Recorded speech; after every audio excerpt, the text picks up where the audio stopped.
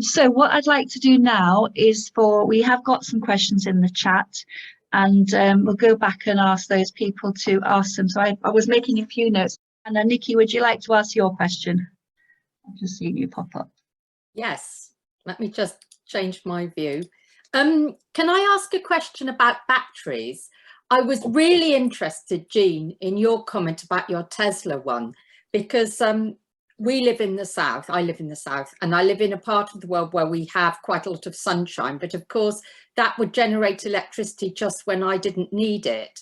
And I wondered what your experience was, or what France's experience is of batteries, because to me, this is a major way forward. If we can produce power and then store it and then use it later, that sounds like a brilliant solution. I'm quite keen on that. My daughter had put this one in. It took 4 men to lift it onto the wall. It's really heavy, but it's quite slimline, and it, it's visually quite attractive. And I think that's the way forward. Manchester's doing eco-social housing at the moment, and they are adding batteries into their scheme. They're putting solar panels in, heat pumps and batteries. And I think that's the way the future will go, because I have solar panels, which I hoped would pay towards my electricity cost of the heat pump. But like you say, in the evening, that's not possible. So, and I'm sure Francis has got an answer about it properly. Batteries can certainly, yes, as you say, I mean, they can help run a heat pump. It's going to take a pretty impressive battery to run the level of heating that our homes at the moment would need through the day in the winter. But certainly batteries can help manage the grid, because otherwise if we're using electricity, all of us at the same time, and we're using electricity for heat pumps and for other electric use as well, the grid at the moment isn't really up for that. They use it as well to charge the electric car in the evening as well, because so if you came back from work, you could charge your car overnight with the battery. That's interesting, Jean. So Francis, do you think they've improved? Because I know that the problem with batteries was they were so inefficient, the early models, but do you think the ones that you buy now, like Jean mentioned, the Tesla one, actually do work in your experience? That's the story. The Tesla batteries really do work. They're expensive though, they're not cheap. Oh, are they? Yeah. Just for the sake of everyone else, Jean, do you have any idea what they cost? Well, it was my daughter that got it. I'm guessing, but maybe about 10,000. But yeah, it's predicted. I know that an electric car battery decreases in its efficiency. So, I think battery stories, we need to hear more about them, don't we? We do. Cost evaluation, so on. Yeah. Thank you very much. That's really helpful, both of you. Thank you, Nikki. So I've just had a message. Some of you will know that Anna has a commitment on a Friday at 11, so she's probably left. And I think part of her question was about what you mentioned about the larger scale for apartment buildings, Francis. So I think you answered a question in your talk. Fiona Barry, you had a question for Jean. Yes, Jean, what's the difference in price now then that you pay for energy to heat your house compared to when you had a gas boiler? And also, are you warm? Is it warm enough, or are you still wearing your coat indoors?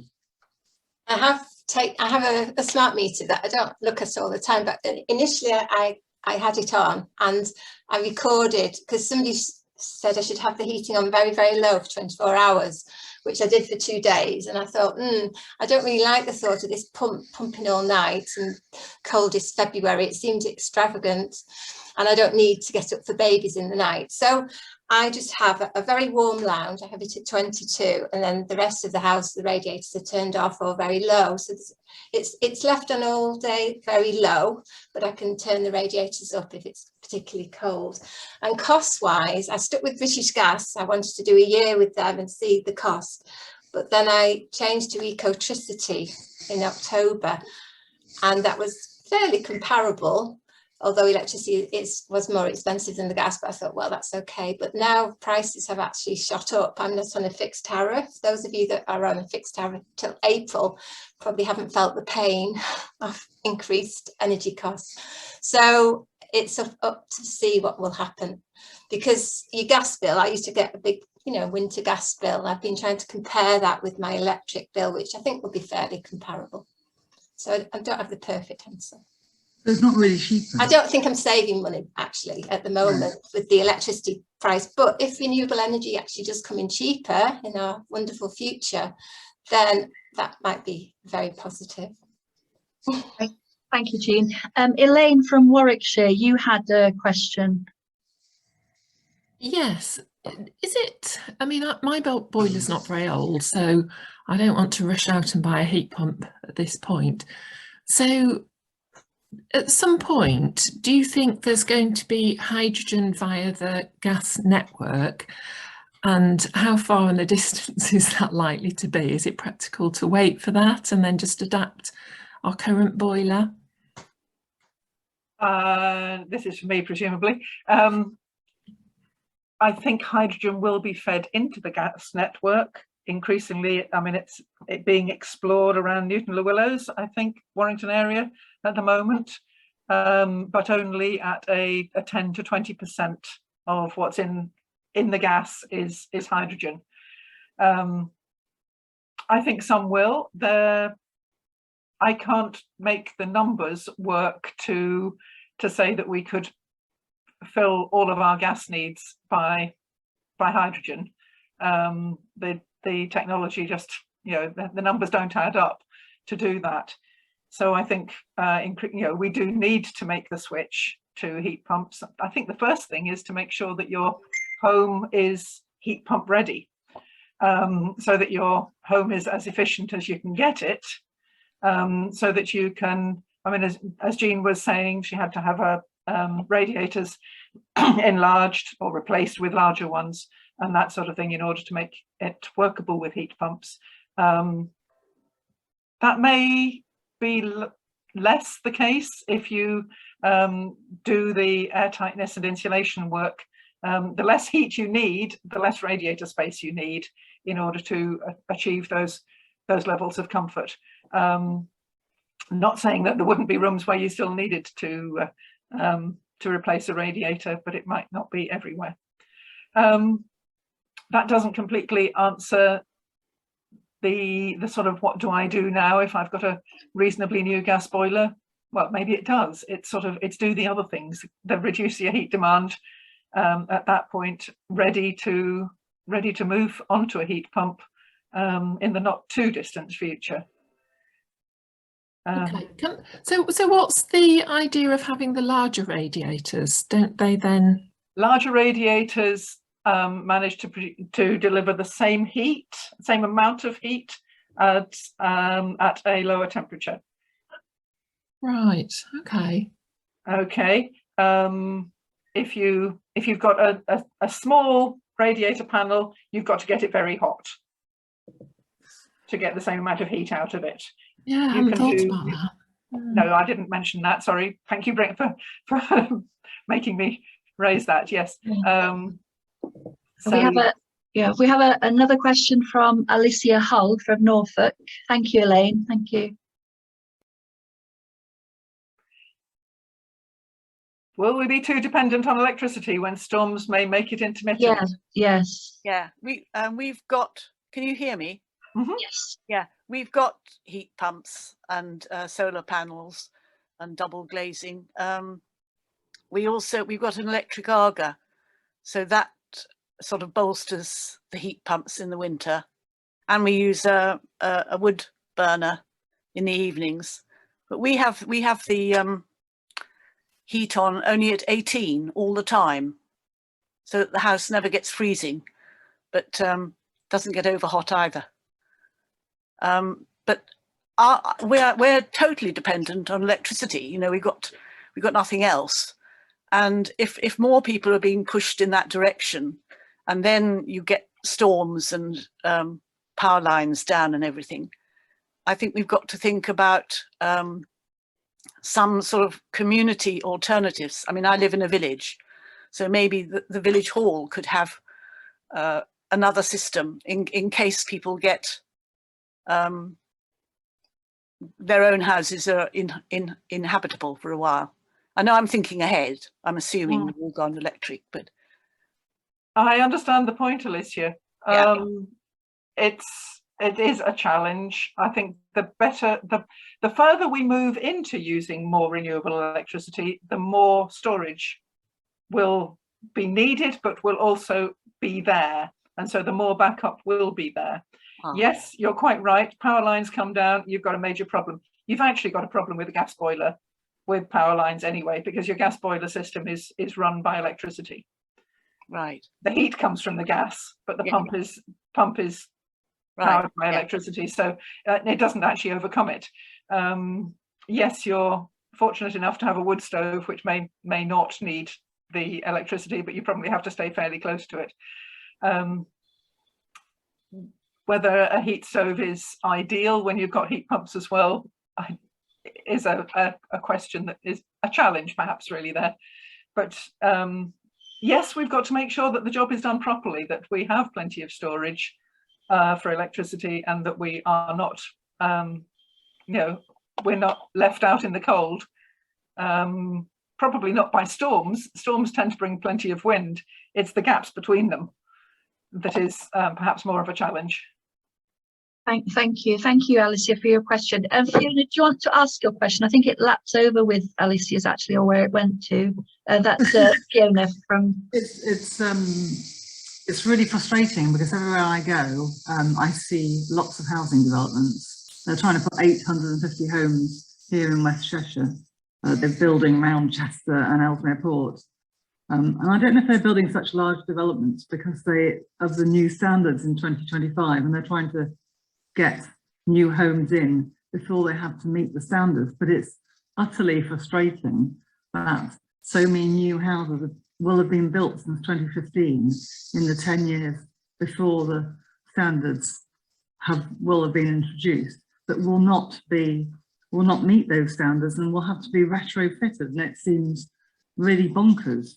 And so my point is that all the figures that you've given, Frances, are based on our existing housing stock, but with these massive developments of 1,000 houses here, there, and seem to be everywhere, will we actually be able to meet the extra demand? Will the figures need recalculating?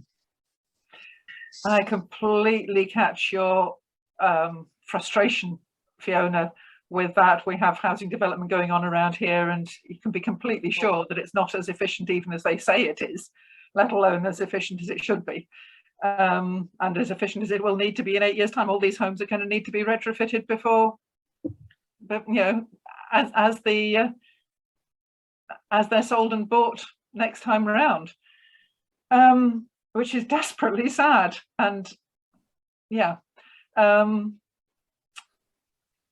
think the increase in housing is very fractional. In fact, in terms of our overall housing stock, I think it may be increasing by 1 or 2% rather than significantly more than that. It, where we see it is going up in large bulk, but there's plenty of areas where there is no increase in housing. I think coping with the extra demand, yes, we've got to bring the demand down for all homes, and those homes ought to be being built, no question about it, they ought to be being built to sort of passive house or near passive house standards. Something I didn't say as I was delivering my slides there is that there's three slides on the end with references to the work done by the London Energy Transformation Initiative, LETI, L-E-T-I, by Regen, who are a renewable generation outfit. I'll give you the slides. I'll make the slides available. And by the Energy Catapult, which has been working on energy more broadly forward into the future. Now they've got much more hope and reliance on carbon capture and storage than I have, but the three resources between them are very very strong and valuable. Yeah. Thank you. Thanks, Francis. I think we're out of questions, but there's some interesting points in the chat that I think, but Jean Tallis, I thought yours was interesting about what you've done. If you'd just like to talk about that and maybe reassure people about costs, possibly. Jean Tallis from West Yorkshire. Hi. Yes. What do you want me to say? It was the point that you said about your having your what your own experience of your underfloor heating and your sorry. Yeah.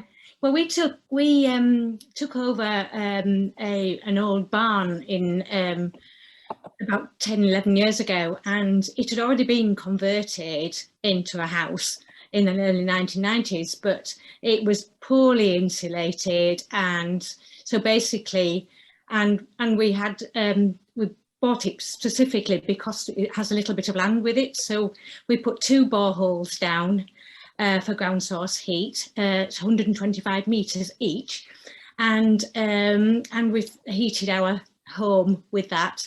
As I said in the chat, I've never been. I had to get rid of my jumpers, they were taking up space in my wardrobe. I've never been warm. I've always lived in. I lived on a farm, and I've never lived in a warm house with no drafts. But my husband's been very careful and done what Francis has suggested and made sure we haven't got any drafts. We still have, because it's a very old building. But yeah, we've insulated all the ceilings and the walls and the floors and put underfloor heating in. We purchased an electric car 4 years ago, and we've got permission and are just about to put solar panels in our field, which as our speaker said, as Jean said, we'll be able to hopefully charge our car with our electricity on a night, as we do at the moment from the grid electricity. So yeah, we've had a positive experience, but we have to be quite dedicated, and you have to have the money up front, which was, because we have actually gained from the renewable heat incentive, so we're putting the money we've gained from that to the solar panels. So we're not, taking it, we're sort of using it as a pump primer for the next renewable energy project. Thanks, Jean. It's interesting to hear your experience. Got a quick question from Kath Campbell, and then Georgina, I can see you've put your hand up, so we'll come to you afterwards. Kath Campbell from Bucks Federation. Yeah, do you want me to ask it? Yes, please. So probably for Jean, is it true, my husband was saying that in the future it'd be difficult to sell our old house that's not been retrofitted, because the government might bring in legislation that to be able to sell a house, you have to have done the retrofitting. You asking me? Oh, I don't know about that. Oh, sorry, Francis, I mean. Well, one way of levering people towards appropriate retrofit is to say that every time a house is sold and bought onwards, it must climb by an energy efficiency standard rating, yeah. I don't think our current government is in the business of doing that, but I think that would mean that when you sell your house, if that retrofitting hasn't been done during your time of owning it, then it may cost your buyers more to do it as part of that transfer. So yeah, I mean that's one proposal, and I think it's one of the more obvious levers. But who's gonna push for it? I'm not sure. Thank you. Georgina, did you have a question? Yeah. Okay, can you hear me? Yes, absolutely. Yeah. Yeah, it was actually to go back on to give the councillor's point of view on these housing developments. I'm a councillor in Cheshire, in Nantwich, which is a small market town. They've got 1,800 houses being built on part of a floodplain, which is another issue. I won't go into that. And we have fought that they should be fitted with solar panels and grey water tanks. 3 times Cheshire, Nantwich Council was taken to court by the builders. The builders are very powerful and they have huge amounts of money. And in the end, all the objections were overruled by the government and the housing development's gone ahead.